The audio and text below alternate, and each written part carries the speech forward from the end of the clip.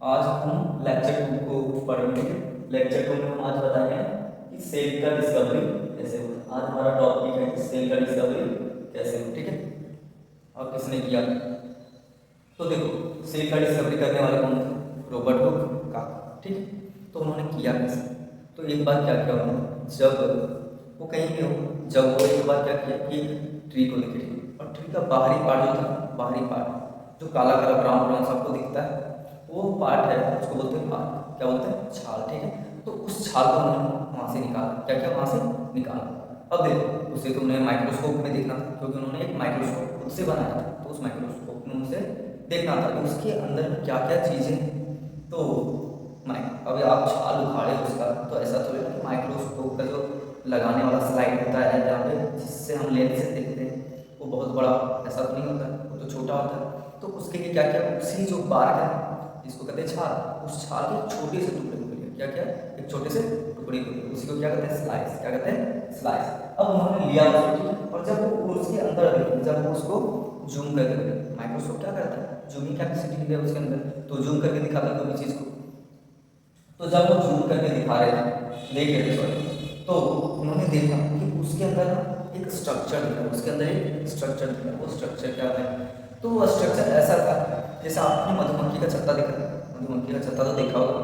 तो मधुमक्खी के छत्ते में देखना छोटे छोटे से क्या होते हैं? स्पेस बने होते हैं, छोटे छोटे से स्पेस लगते हैं, छोटे छोटे से रूम बने होते हैं जिसमें मधुमक्खियाँ रहती है। तो उसी तरीके का स्ट्रक्चर दिखा। तो उस स्ट्रक्चर को लैटिन भाषा में क्या बोला जाता है? छोटे छोटे जो लिटिल रूम होते हैं, क्या होते हैं? लिटिल रूम, उसको बोला जाता है सेल। क्या बोला जाता है? सेल। तो वहीं से आया ये वर्ड सेल, वहीं से क्या आया वर्ड सेल, और सेल एक लैटिन वर्ड। तो जिससे रॉबर्ट हुक ने देखा वो क्या था? उनका खुद से बनाया हुआ माइक्रोस्कोप, पहला चीज। अब दूसरा साइंटिस्ट के पास जाते हैं, और मैं डिफरेंस बताऊँ किस तरीके से सेल उन्होंने देखा। अभी मैं हिंट दे रहा हूँ बस, ठीक है। बस इन्होंने सेल देखा, किस तरीके का सेल देखा आगे। अब दूसरे साइंटिस्ट थे एंटोन वॉन ल्यूवेन, ठीक है। तो एंटोन वॉन ल्यूवेन जो थे, उन्होंने एक और माइक्रोस्कोप का यूज किया जो थोड़े से पहले से एडवांस हो चुका था। क्या था? पहले से एडवांस हो चुका था। तो एडवांस हो चुका था, तो उसमें वो कुछ और चीज़ भी देख सकते हैं और अच्छे से भी देख सकते हैं। तो क्या किया, एक बार उन्होंने तालाब का पानी, क्या क्या? तालाब का पानी आया। तो देखो जैसे कि हमारा इन्वायरमेंट है, इस इन्वायरमेंट में जमीन पे भी कुछ ऑर्गेनिजम्स हैं, कुछ ऑर्गेनिज्म हवा में है, कुछ ऑर्गेनिज्म पानी में। तो पानी उन्होंने लाया पॉन्ड का, तो उसमें कुछ ऑर्गेनिज्म होंगे। तो जब उन्होंने उसे देखा उस इम्प्रूव्ड माइक्रोस्कोप में, तो उन्हें क्या दिखे? कुछ लिविंग सेल्स दिखे। क्या दिखे? कुछ लिविंग सेल। तो यहीं पे डिस्कवरी जो है लिविंग सेल किसने किया? Anton von Leeuwen. देखिए इनके नाम में आपको एल दिख रहा, बाकी आप जब देखोगे रॉबर्ट हुक के पास, तो क्या रॉबर्ट हुक के नाम में कहीं आपको एल दिखा? नहीं दिखा। तो आपको याद रखना कि एंटोन वॉन ल्यूवेन जो साइंटिस्ट थे, उन्होंने क्या देखा? Living cell. और इन्होंने क्या देखा? Living cell. ठीक है, यही डिफरेंस बताने के लिए थोड़ा सा आगे बढ़ा। अब देखो आगे आते हैं और साइंटिस्ट, एक और साइंटिस्ट। अब धीरे धीरे जब माइक्रोस्कोप और इम्प्रूव होने लगे, क्या होने लगे?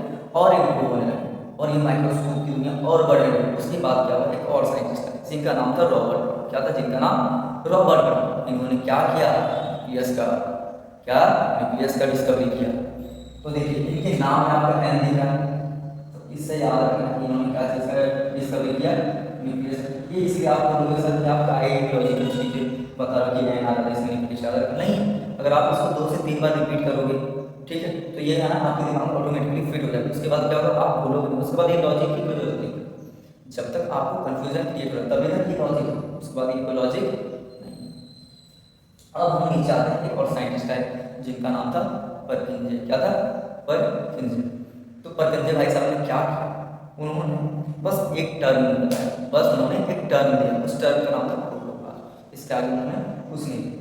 बाकी मैं अब थोड़ा सा आगे बढ़ूंगा लेक्चर, इसके लिए बीच में थोड़ा सा रोका। बच्चों ध्यान से, मैं आपको बता रहा था कि परकिंजे भाई साहब का, किसने? परकिंजे भाई साहब। वो क्या बोले? एक टर्म उन्होंने दिया, प्रोटोप्लाज्म। अब आप पूछोगे सर ये सब तो आप बता दिए कि प्रोटोप्लाज्म, लेकिन प्रोटोप्लाज्म होता क्या? उसी को मैं एक्सप्लेन करने जा रहा हूँ, ठीक है। आप यहाँ पे बोर्ड पे अच्छे से गौर करना, ठीक है। ये जो बनाया है पिक्चर्स, इन पिक्चर्स में मैं आपको डिस्क्रिप्शन बताऊंगा। ये आप मैंने एक लिया है प्लांट से। क्या लिया है? प्लांट से। तो आपको इतना तो बेसिक पता होगा कि प्लांट सेल में क्या होता है? सेल वॉल होता है, और एनिमल सेल में सेल वॉल नहीं होता। तो देखो यहाँ पे बाहरी कवरिंग जो है ये क्या है, सेल वॉल है, उसके अंदर वाला कवरिंग है वो क्या है, सेल मेम्ब्रेन, या फिर उसको क्या बोल सकते हैं, प्लाज्मा मेम्ब्रेन बोल सकते हैं, ठीक है। और बाकी सब ये सेल ऑर्गेनेल्स, बाकी सब ये सेल ऑर्गेनेल्स है। और ये जो फ्लूइड जैसा आपको नीचे ये जो फ्लूइड दिख रहा है इसको हम लोग क्या बोलते हैं, साइटोप्लाज्मिक फ्लूइड। अब देखो भाई कि जैसे ही मैं इस प्लांट सेल से मैंने सेल वॉल हटाया, इस प्लांट से मैंने जैसे ही सेल वॉल हटाया, वो किस स्ट्रक्चर में चेंज हो जाएगा, एनिमल सेल में। किस में चेंज हो जाएगा, एनिमल सेल। क्यों, क्योंकि एनिमल सेल का कैरेक्टर क्या है कि उसमें सेल वॉल एब्सेंट हो जाती है। तो मैंने सेल वॉल हटाया, सेल वॉल हटाया तो ये किस में चेंज हो गया, एनिमल सेल।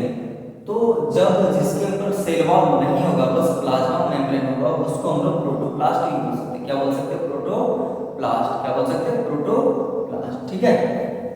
अब इस एनिमल सेल से आगे चलते मैंने क्या हटा दिया, सेल मेम्ब्रेन। क्या हटा दिया, सेल मेम्ब्रेन। तो जब हमने सेल मेम्ब्रेन हटाया उसके बाद जो बचा वही क्या होगा, प्रोटोप्लास्ट। वही क्या होगा, प्रोटोप्लास्ट, ठीक है। अब हम लोग इसे प्रोटोप्लास्ट, तो इसके ऊपर तो सारे कवरिंग कट गए, हाँ बिल्कुल सारे कवरिंग कट गए। दो कवरिंग थे, एक था सेल वॉल और दूसरा था सेल मेम्ब्रेन। अब फिर बोल सकते हैं प्लाज्मा मेम्ब्रेन, तो प्लाज्मा मेम्ब्रेन भी हमने हटा दी, तो ये क्या बच गया, फ्लूइड वाला पार्ट बच गया, और इसके अंदर क्या प्रेजेंट है, सेल ऑर्गेनेल्स बच गए। तो ये क्या है, साइटोप्लाज्मिक।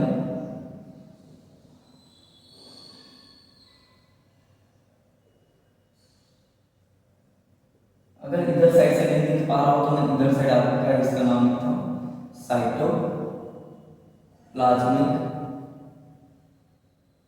फ्लूइड। ओके, ये है साइटोप्लाज्मिक फ्लूइड। तो अब देखो साइटोप्लाज्मिक फ्लूइड है और इसमें बचे हुए सेल ऑर्गेनेल्स, ठीक है। तो सेल ऑर्गेनेल्स में आपका क्या है, न्यूक्लियस भी है, और ये क्या है, ये है आपका गोल्गी बॉडी है। कुछ ही सेल ऑर्गेनेल्स बताया ताकि आपको मैं समझा सकूं। ये माइटोकॉन्ड्रिया। अब जैसे ये प्रोटोप्लाज्म और प्रोटोप्लाज्म से हमने हटा दिया क्या, न्यूक्लियस। क्या हटाया बाबू, न्यूक्लियस। तो न्यूक्लियस जैसे ही हटाया तो इसका नाम क्या पड़ गया, साइटोप्लाज्म।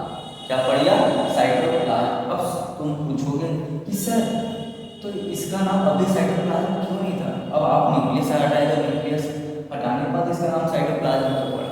तो देखो बच्चा, ये जो है आपका न्यूक्लियस, क्या ये न्यूक्लियस, इसको हम बोलते हैं एक्स्ट्रा साइटोप्लाज्मिक। इसको क्या बोलते हैं, एक्स्ट्रा साइटोप्लाज्मिक ऑर्गेनेल बोल सकते हैं। क्या बोल सकते हैं, ऑर्गेनेल, ठीक है। मीन्स कि इसके हटाने के बाद ही इसको साइटोप्लाज्म बोल सकते हैं। जो ये आपको दिख रहा है ना, इसके हटाने के बाद इसको साइटोप्लाज्म बोल सकते हैं। किसको हटाने के बाद, न्यूक्लियस को हटाने के बाद, ठीक है। बाकी सब सेल ऑर्गेनेल्स उसी में प्रेजेंट होंगे और वो फ्लूइड भी प्रेजेंट होगा, तो वो क्या करेगा, साइटोप्लाज्म। और जब साइटोप्लाज्म से हम सारे सेल ऑर्गेनेल्स को, न्यूक्लियस को हमने हटा ही दिया, सारे सेल ऑर्गेनेल्स हटाएंगे तो इसका नाम क्या पड़ जाएगा, बस इसमें आपको साइटोप्लाज्मिक फ्लूइड तो दिख रहा है। इस साइटोप्लाज्मिक फ्लूइड को हम लोग बोलेंगे साइटोसोल। क्या बोलेंगे, साइटोसोल। आई होप आप लोग यहाँ तक समझ रहे हैं। इसके आगे फिर मैं